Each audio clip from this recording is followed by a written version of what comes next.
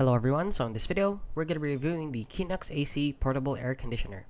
But before we get into that, a lot of you have been messaging me, and since I can't review every product that you guys send me, I created a guide that teaches you how to do this research yourself. So you can check the description down below for the link, and with that out of the way, let's get into the review. And as you can see, we have it pulled up here on Amazon, and see that they're rated 1.8 out of 5 stars.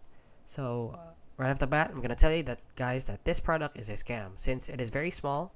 As you can see, it is this small and it claims that it can cool an entire room, which is actually fake, since it is physically impossible for something so small like this to cool an entire room, since where will it get the power from?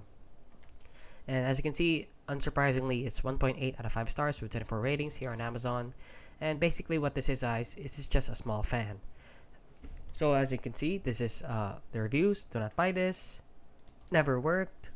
I thought I was getting mini air conditioner, but it's just a fan. Disappointed. This is a fan. Useless. Appears to be a scam. Leaks water and a lot more.